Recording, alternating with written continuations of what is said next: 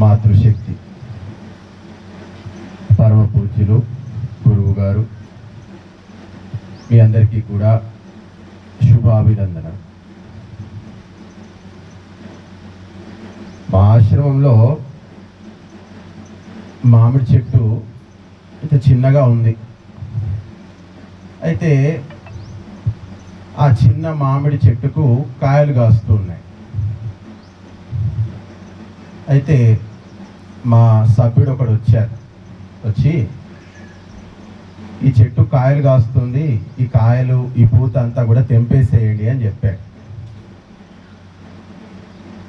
అంటే ఎందుకు మరి చెట్లు పెట్టారు కదా మరి అంటే ఈ చెట్టు చాలా చిన్నగా ఉంది, ఇప్పుడే హైబ్రిడ్ చెట్టు ఇది, దీనికి ఇప్పుడే కాయలు వస్తే ఇది మోయలేదు, తట్టుకోలేదు. కాబట్టి ఈ చెట్టు ఎదగాలి, చెట్టు ఎదిగినప్పుడు కాయలు వస్తే అప్పుడు ఆ కాయలను తట్టుకుంటుంది, ఫలాలు కూడా బాగుంటాయి అని చెప్తారు. అంటే చెట్టుకు అక్కడ ఏం చేశారంటే బ్రహ్మచర్యం నేర్పించారు. అప్పుడే చిన్నతనంలో చిన్న వయస్సులో గనక ఆ యొక్క మామిడి చెట్టు గనక కాయలు కాస్తే ఆ కాయలు అనేది మోయలేదు. ఈరోజు యువకులంతా కూడా ఈ చిన్నప్పటి నుంచే ఈ యొక్క కుసాంగత్యము, అశ్లీల సాహిత్యము, అశ్లీలమైనటువంటి సినిమాలు, పాటలు, ఇలాంటి విషయాలలో అందరూ తలదూరుస్తున్నారు. బ్రహ్మచర్యం ఆ చెట్టుకు ఏ విధంగా ఎదిగేటువంటి అవకాశం ఎందుకు ఇచ్చారు అంటే చెట్టు ఎదిగితే బలంగా తయారవుతుంది. దాని మాను, దాని బెరడు, దాని వేళ్ళు అన్నీ కూడా పుష్టివంతం అవుతాయి. అందుకు అది నిగ్రహించుకోవాలి. కొన్ని రోజులు ఫలసాయం అనేటువంటిది ఉత్పన్నం చేయకూడదు. అదేవిధంగా మనిషి జీవితంలో కూడా బ్రహ్మచర్యం అనేటువంటిది ముఖ్యం. ఎప్పుడైతే మనిషి బ్రహ్మచర్యం పాటిస్తాడో, నిగ్రహంగా ఉంటాడో, సంతానాన్ని లేటుగా ఉత్పన్నం చేస్తాడు. అలాంటి వ్యక్తిలో తేజస్సు, ఓజస్సు, వీర్యము, బలము, పరాక్రమము, బుద్ధి, కుశలత, కుశాగ్రము, తేజస్సు, ధైర్యము, వీర్యము ఇవన్నీ కూడా పుష్కలంగా ఉంటాయండి. అందుకే భారతీయులు ఈ యొక్క మగవారికేమో కాస్త వయస్సు పెరిగిన తర్వాత మగవారికేమో 25-30 ఏళ్లకు వివాహం చేసేవారు, ఆడవాళ్ళకేమో 16-17 ఏళ్ళకే చేసేవారు. ఎందుకంటే మగవాడు ఎంత ఎదిగి బ్రహ్మచర్యం పాటించి నిగ్రహంగా ఉంటాడో అలాంటి మగవాడి నుంచి అంతే గొప్ప ఉత్తమమైనటువంటి సంతానం ఉత్పన్నమవుతుంది అని చెప్పి మన శాస్త్రాల్లో రాశారు. కాబట్టి ఈ యొక్క మానవ జాతి నిర్మాణానికి మూలము బ్రహ్మచర్యము అని చెప్పారు. బ్రహ్మచర్యము లేనటువంటి జాతి తొందరగా పరాజితం అవుతుంది, తొందరగా సర్వనాశనం అవుతుంది. ప్రపంచ యుద్ధం జరుగుతుంది, అందులో చాలామంది తిండి లేక, ఆకలి లేక విదేశీయులంతా తొందరగా చనిపోతున్నారంట. కానీ భారతీయులు మాత్రం చాలా లేటుగా చనిపోతున్నారంట. ఎందుకంటే భారతీయ సంతానం అంతా కూడా బ్రహ్మచర్యంతో ఉత్పన్నమవుతుంది. వీళ్ళలో ప్రాణశక్తి అనేటువంటి చాలా ఎక్కువగా ఉంటుంది.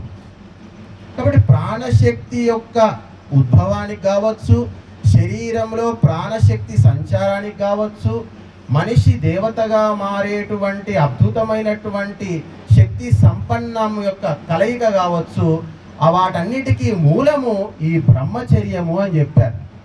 ఆ బ్రహ్మచర్యం పాటించినటువంటి వ్యక్తి ఏ విధంగా ఉంటాడు, అతని నడవడిక ఏ విధంగా ఉంటుంది, అతని శరీరం ఏ విధంగా ఉంటుంది, అతని వాణి ఏ విధంగా ఉంటుంది, అతని మనస్సు ఏ విధంగా ఉంటుంది, అతని పరాక్రమం ఏ విధంగా ఉంటుంది అని తెలుసుకోవాలంటే ఒకే ఒక సజీవ సాక్ష్యము హనుమంతుడు అని చెప్పారు. బ్రహ్మచర్యము పాటించినటువంటి వ్యక్తి ఏ విధంగా ఉంటాడు అంటే ఇక హనుమంతుడిని చూడండి, ఇక అలాగే ఉంటాడు, అంతకు మించి వేరే ఏమీ లేదు. ప్రతి ఒంట్లో ఉన్నటువంటి ప్రతి కణము, ప్రతి రోమం అన్నీ కూడా తేజస్సుతో నిండిపోతాయంట బ్రహ్మచర్యం పాటించినటువంటి వ్యక్తికి. అలాంటి వ్యక్తిని ఆ యొక్క ఇంద్రుడు కూడా పరాజితం చేయలేడంట. సమస్త దేవతలు కూడా అతన్ని పరాజితం చేయలేదు. అందుకే రామునికి అసాధ్యమైనటువంటి కార్యక్రమాన్ని కూడా ఆ యొక్క హనుమంతుడు చేసి సంపన్నం చేశాడు, ఆ యొక్క హనుమంతుడు. కాబట్టి భారతీయతకు మూలము పునాది బ్రహ్మచర్య ఆశ్రమము. ఆ బ్రహ్మచర్య ఆశ్రమానికి సజీవ సాక్ష్యము ఉదాహరణ ఈ యొక్క హనుమంతుడు అని చెప్పారు. కాబట్టి తులసీదాసు ఈ యొక్క హనుమాన్ చాలీసా రాశారని చెబుతున్నారు. ఎప్పుడైతే భారతదేశం ఈ బ్రహ్మచర్య ప్రభావం నుంచి పతనం అయిపోయిందో అప్పుడు ఇదంతా కూడా విదేశీక్రాంతం అయిపోయింది. భారతీయులంతా కూడా లంపటులు అయిపోయారు, అధికారం పోయింది, రాజులు అంతా కూడా అధికారాన్ని మొఘలులు కోల్పోయారు. అప్పుడు భారతదేశంలో అక్బరు శాసనం నడుస్తుంది. ఆ అక్బరు శాసనంలో తులసీదాసు ఉన్నాడు. ఆ తులసీదాసు రకరకాల రచనలు చేస్తూ ఉన్నాడు. సంస్కృతంలో కాదు, అవధి భాష అంటారు. ఆ అవధి భాషలో ఆ రామచరిత మానస రాశాడు. అది జనబాహుల్యంలో ప్రచారం అయిపోయి అతనికి విపరీతమైనటువంటి పేరు తీసుకొచ్చింది. అందరూ కూడా ఆ యొక్క రాముని భజన చేయడం ప్రారంభించారు. ఆ యొక్క అంటే సామాన్యుల భాషలో రాశారు కాబట్టి అందరికీ అర్థమవుతుంది, అందరికీ తెలిసిపోయింది. ఆ రామచరిత మానసు అందరూ కూడా వింటున్నారు, తెలుసుకుంటున్నారు. అంతటా కూడా దాని ప్రభావమే కనిపిస్తుంది. అక్బర్ పిలిపించాడు తులసీదాసుని. చాలా గొప్ప గొప్ప మహిమలు, రకరకాల రచనలు చేస్తూ ఉన్నావు, మరి నా యొక్క ప్రతాపాన్ని, నా యొక్క ప్రసిద్ధిని, నా కీర్తిని కూడా రాయి అని చెప్పి ఆ యొక్క తులసీదాసుని అడుగుతాడు. అప్పుడు తులసీదాస్ అంటాడు, నేను రాముని భక్తుణ్ణి, రామునికి సంబంధించింది తప్ప వేరే ఎవరి మీద కూడా రచన చేయను, రామునికే నా జీవితం అంకితము, నా ప్రాణం ఉన్నంత వరకు రాముని మీద రచనలు చేస్తాను తప్ప వేరే ఎవరి మీద నేను రచనలు చేయను అని చెప్పి ఖరాఖండిగా అక్బర్కు చెప్పేస్తాడు. అప్పుడు అక్బర్ ఏం చేస్తాడంటే, ఇట్లా చేస్తావా నువ్వు అని చెప్పి ఆ యొక్క తులసీదాసుని తీసుకెళ్ళి జైల్లో వాడేస్తాడు. ఇక జైల్లో మగ్గిపోతూ ఉంటాడు. 40 రోజులు ఏమో ఉన్నారని చెప్పారు చరిత్రకారులు. ఆ 40 రోజుల సంకట పరిస్థితుల్లో ఏం చెయ్యాలరా బాబు, ఎట్లా నేను వీని పాలబడ్డాను అని చెప్పి అప్పుడు తులసీదాసు తన ధైర్యం కోసం, బలం కోసం, బుద్ధి కోసం ఆ సంకట పరిస్థితుల నుంచి ఎలా బయటపడాలి అని అనుకున్నప్పుడు తన హృదయం నుంచి ఉద్భవించిందే ఈ యొక్క హనుమాన్ చాలీసా. అప్పుడు ఆ యొక్క హనుమాన్ చాలీసా 16వ శతాబ్దంలో రాశాడు. రామాయణంలో హనుమాన్ చాలీసా లేదండి. వాల్మీకి హనుమాన్ చాలీసా రాయలేదు. అందరూ ఏమనుకుంటారంటే రామాయణంలో ఉంది ఇది అది అని అందరూ భావిస్తూ ఉంటారు. రామాయణంలో నుంచి తీసుకున్నది కాదు, ఇది హనుమాన్ చాలీసా. ఇలాంటి పరిస్థితుల్లో తులసీదాసు హనుమంతుని కీర్తిస్తూ భక్తి చేస్తూ ఆ యొక్క సంకట పరిస్థితి నుంచి బయటపడడానికి చేసినటువంటి ఒక రచనగా చెప్పుకోవచ్చు. కాబట్టి ఈ యొక్క హనుమంతుని యొక్క చరిత్ర ఈరోజు భారతీయ యువతకు అత్యంత అవసరం. మనోమూలం ఇదం జగత్ అని చెప్తారు. ప్రపంచములోని సమస్త భావనలు, సమస్త సుఖాలన్నీ కూడా, అనుభూతులన్నీ కూడా మనము మనస్సు ద్వారా అనుభవిస్తామంట. ఈ ప్రపంచంలో ఏ సుఖమన్నా ఉండని ఆ సుఖాన్ని మనం అనుభూతి చెందాలి అంటే మనోమూలం ఇదం జగత్ అని చెప్పారు. మనస్సే మూలము, మనస్సే దానికి ఆధారము అని చెప్పారు. ఈరోజు భారతదేశంలో అందరికన్నా ఎక్కువ డిమాండ్ ఎవరికి ఉందో తెలుసా మీకు? సైకియాట్రిస్ట్లకు. మన పట్టాభిరామ్ వస్తాడు, ఒక ప్రోగ్రాం చేస్తే 40,000 నుంచి 50,000 తీసుకుంటాడు. మన ఈ కాన్వెంట్ స్కూలు, పెద్ద పెద్ద కార్పొరేట్ స్కూళ్ళలో ఆయనను పిలిపిస్తూ ఉంటారు. 1,00,000 రూపాయలు, 2 లక్షల ఫీజు కూడా ఉంటుంది పిల్లలను బట్టి. ఫస్ట్ పట్టాభిరామ్ గారు ఆ విద్య నేర్చుకున్నప్పుడు ఆయన ఇంటర్వ్యూ పెట్టారు. ఇంటర్వ్యూ చేస్తే ఏమంటాడంటే, ఈ సైకియాట్రిస్ట్ కోర్స్ ఎందుకు తీసుకున్నావు? మన దేశంలో అవసరం ఏం లేదు, మానసిక రోగులు ఎవరు లేరు, నీకేమి గిరాకీ ఏమి ఉండదు, అనవసరంగా ఎందుకు చదువుకున్నావు అని చెప్పి అన్నారంట. కానీ తర్వాత వేరే ఒక వ్యక్తి కలిశాడంట, ఈ సినిమాలు, ఈ ఆహారం ఇవంతా మారిపోతుంది, భవిష్యత్తులో నీకున్నంత గిరాకీ ఎవరికి ఉండదు అని చెప్పారండి. అదే నిజమై కూర్చుంది. ఈరోజు భారతదేశంలో ఉన్నటువంటి మానసిక రోగులు, మానసిక సమస్యలు ప్రపంచంలో ఎక్కడా లేరండి. మీరు వెళ్ళి చూస్తుండండి, ప్రతి గ్రామంలో సైకోలు కనిపిస్తారు.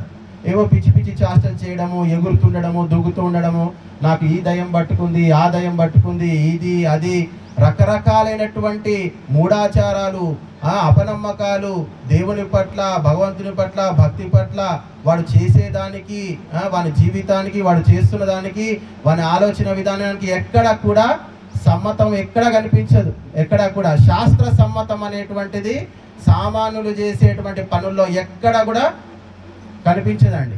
పిచ్చోడైతే వాడిని వేప బరిగలతో కొడుతూ ఉంటారు. ఇట్లా రకరకాల పనులు చేస్తూ ఉంటారు. గ్రామీణ ప్రాంతాల్లో మానసికమైనటువంటి సమస్యలు, మానసికమైనటువంటి రోగాలు, అపనమ్మకాలు చాలా భయంకరంగా ఉన్నాయి. గ్రామీణుల్లో అయితే చాలా విపరీతంగా ఉన్నాయి. గ్రామీణులను భయపెట్టాలంటే చాలా సులభం. అక్కడ ఆ చింత చెట్టు కింద దయ్యం ఉంది అని చెప్తే చాలు, ఇక ఊరంతా కలిసి నమ్ముతారు. వినాయకుడు పాలు తాగుతున్నాడు అని చెప్పండి, అందరూ మొత్తం ఇట్లా గిన్నెలు పట్టుకొని అందరూ లైన్లు కట్టేస్తారు. ఇట్లా చెట్టు పుట్ట రాయి రప్ప నమ్మి రకరకాల మానసికమైనటువంటి సమస్యలు తెచ్చుకొని జ్ఞానం లేక విజ్ఞానం లేక ఎన్నో బాధలు అనుభవిస్తున్నారు. ఆడవాళ్ళకైతే ఇక రకరకాల భయంకరమైనటువంటి మానసిక సమస్యలు ఉన్నాయి.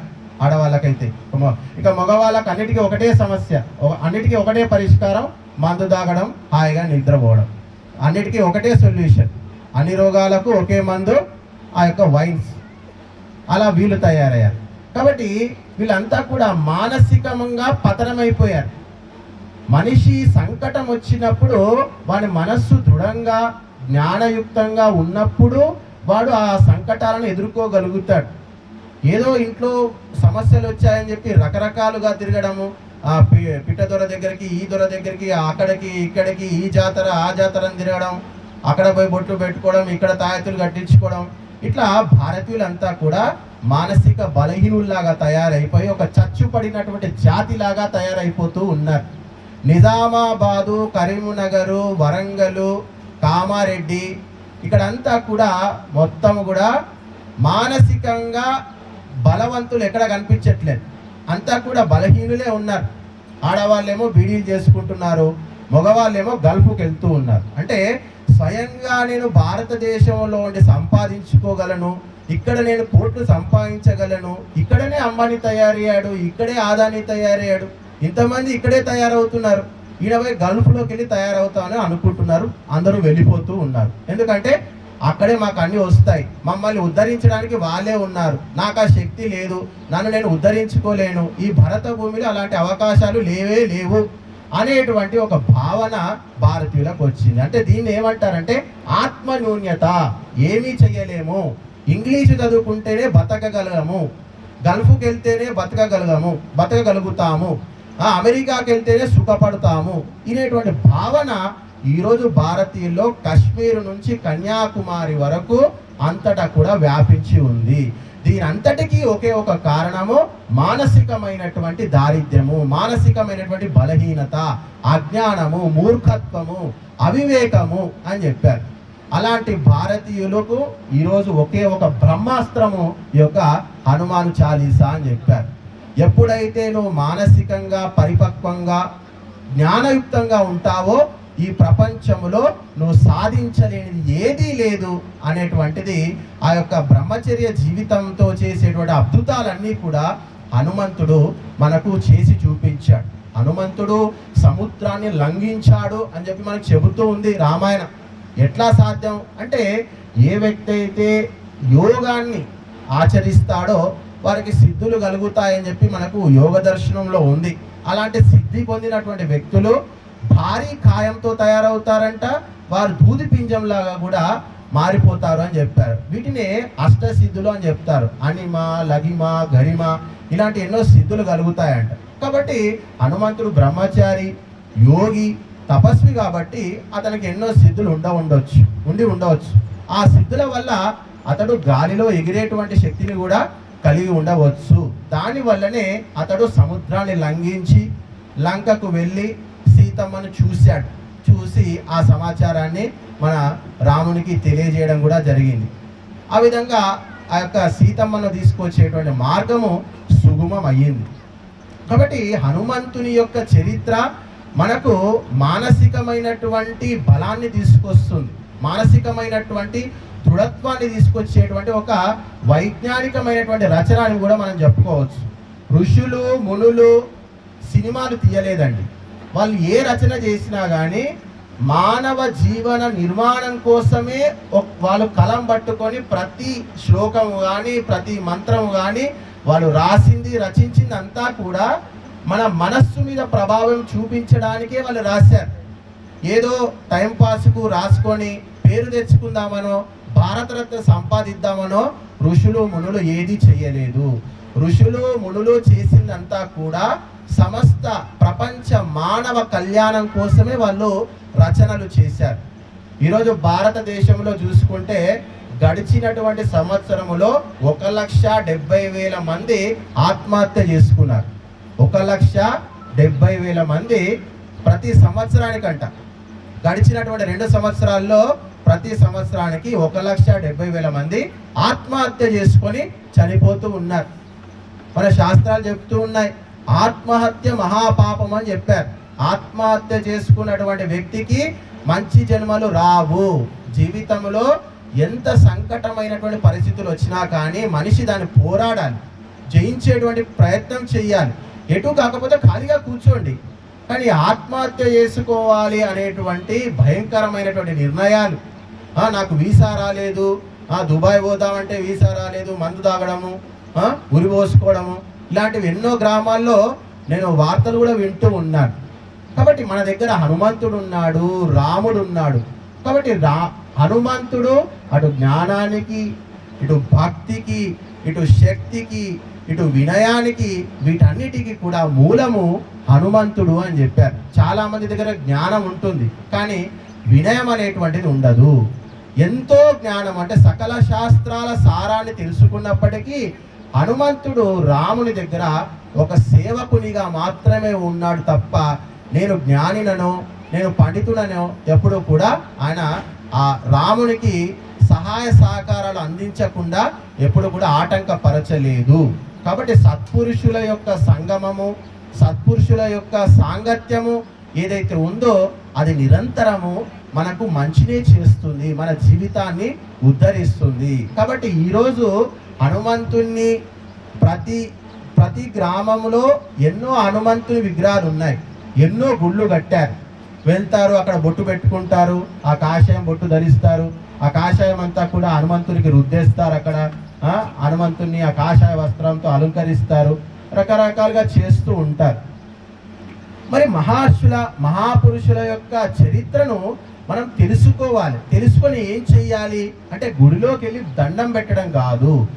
ఆ మహర్షులు, ఆ మహాపురుషులు జీవితంలో అనుసరించినటువంటి మార్గాన్ని మనం అనుసరించాలి. మన ప్రతి కొడుకును కూడా హనుమంతునిలాగా తయారు చేయాలి. మన సంతానాన్ని హనుమంతునిగా తీర్చిదిద్దాలి. ఈరోజు బ్రహ్మచర్యాన్ని చెడగొట్టేటువంటి సాధనాలు వేల రకాలు ఉన్నాయి. మన పిల్లల యొక్క బ్రహ్మచర్యాన్ని పూర్తిగా సర్వనాశనం చేసేటువంటి సాధనాలు ఈ సెల్ ఫోన్లో ఉన్నాయి, ఆ టీవీలో ఉన్నాయి, ఆ సినిమాల్లో ఉన్నాయి. అంతటా కూడా బ్రహ్మచర్యము, వీర్య నాశనానికి సంబంధించినటువంటి సాహిత్యమే మన చుట్టూ అంతటా కూడా ఉంది. ఆడవాళ్ళు చెడ్డీలు మిడ్డీలు వేసుకొని డ్యాన్సులు చేస్తే సినిమాల్లో మనం అంతా కూడా కళ్ళు అప్పగించి తల్లి తండ్రి కొడుకు బిడ్డలు అందరూ బట్టి కూర్చొని చూస్తూ ఉన్నారు. వాళ్ళ ఏ సంస్కారం వస్తుంది? రేపు యవ్వనం వచ్చిన తర్వాత వాడు ఎలాంటి పిచ్చి పిచ్చి వెధవేషాలన్నీ వేస్తాడు.